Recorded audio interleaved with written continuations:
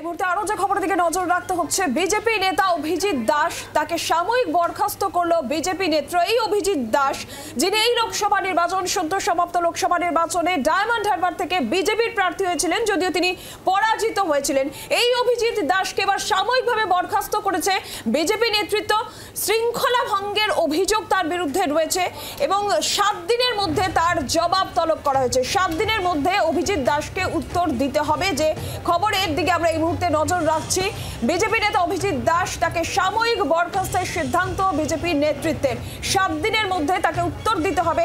শৃঙ্খলা ভঙ্গের অভিযোগ তার বিরুদ্ধে রয়েছে এবং বিজেপির যে ফ্যাক্ট ফাইন্ডিং টিম ডায়মন্ড হারবারে গিয়ে বিক্ষোভের মুখে পড়েছিল, বিজেপি কর্মী সমর্থকদেরই বিক্ষোভের মুখে পড়েছিল। আর এই ঘটনার পিছনে ইন্ধন রয়েছে এই অভিজিৎ দাসের শৃঙ্খলা ভঙ্গ, এই অভিযোগ সহ আরো একাধিক অভিযোগ। আর এই অভিযোগেই বরখাস্ত করা হলো সাময়িকভাবে এই বিজেপি নেতা অভিজিৎ দাসকে এবং 7 দিনের মধ্যে তাকে উত্তর দিতে বলা হয়েছে। দলের শৃঙ্খলা ভঙ্গের অভিযোগে সাময়িকভাবে বরখাস্ত বিজেপি নেতা অভিজিৎ দাস। ডায়মন্ড হারবারে তিনি বিজেপির প্রার্থী ছিলেন, যদিও তিনি পরাজিত হয়েছেন।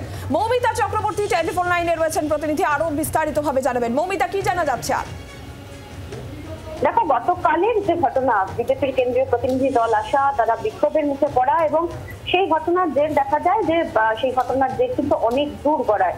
যেখানে অভিজিৎ দাসের বিরুদ্ধে ডায়মন্ড হারবার লোকসভা কেন্দ্রে বিজেপির প্রার্থী হয়েছিলেন, তার বিরুদ্ধে এই অভিযোগ আসে যে তিনি নিজে বৈঠকে অনুপস্থিত ছিলেন। শুধু অনুপস্থিত ছিলেন তাই নয়, তিনি আক্রান্ত বিজেপির পরিবারের কর্মীদের তাদের আসতে দেননি, তাদের বাধা দিয়েছেন এবং বিজেপির কেন্দ্রীয় নেতৃত্বের সঙ্গে যে ঘটনা ঘটেছে তার ঘটনার উল্লেখ করে বলা হয়েছে যে এই ষড়যন্ত্রের সঙ্গে তার ভূমিকা রয়েছে।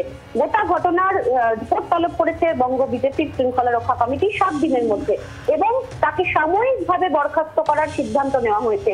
সুকান্ত মজুমদার, তাকে জিজ্ঞাসা করা হলে তিনি ইঙ্গিতপূর্ণ উত্তর দিয়েছেন যে যিনি এই ঘটনার সঙ্গে জড়িত বা যারা এই ধরনের কাজ করবেন সেক্ষেত্রে দল সমস্তটা বিচার করবে এবং শুধু সাময়িক বরখাস্ত থেকে থাকবে না, সেই বরখাস্ত দিয়ে কিন্তু একেবারে নির্দিষ্ট হয়ে যাবে, অর্থাৎ পার্মানেন্ট বরখাস্তর দিকে দল কিন্তু সিদ্ধান্ত নিতে পারে। বিজেপি এক্ষেত্রে কঠোর, সেটা কিন্তু বুঝিয়ে দিয়েছেন তিনি।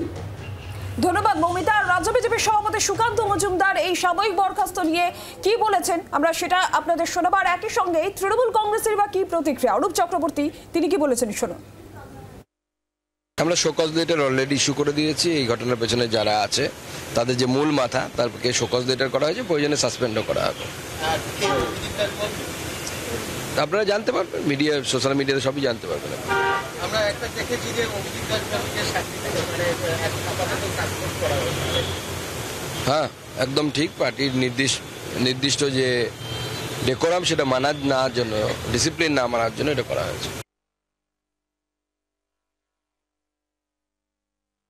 নির্বাচনের শেষ দফা, 7ম দফায় ডায়মন্ড হারবারের মানুষ ডায়মন্ড হারবারের বিজেপি প্রার্থী অভিজিৎ দাসকে মন থেকে বহিষ্কার করেছিল এবং অভিষেক বন্দ্যোপাধ্যায়কে মনের মণিকোঠায় স্থান দিয়েছিল। 4ই জুন ফল বেরিয়েছিল, অভিষেক বন্দ্যোপাধ্যায় 7 লক্ষেরও বেশি ভোটে নির্বাচিত হয়েছিল। সেই নির্বাচনকে মেনে নিতে না পেরে মিথ্যে অভিযোগ করে বিজেপি গিয়েছিল আদালতে।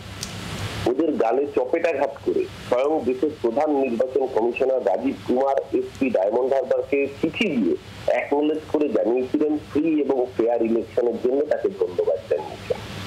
অর্থাৎ বিজেপির প্রতিটা স্তরে অভিযোগ যে কতটা মিথ্যা ছিল দেশের চিফ ইলেকশন কমিশনের পাঠানো চিঠিতেই সেটা প্রমাণিত। আর আজকে যখন অভিজিৎ দাস ববিকে বিজেপি নিজেই বহিষ্কার করে, তখন বিজেপির দলীয় অন্তর্কোন্দলটা আরো বেয়াপ্ত হয়ে পড়ে।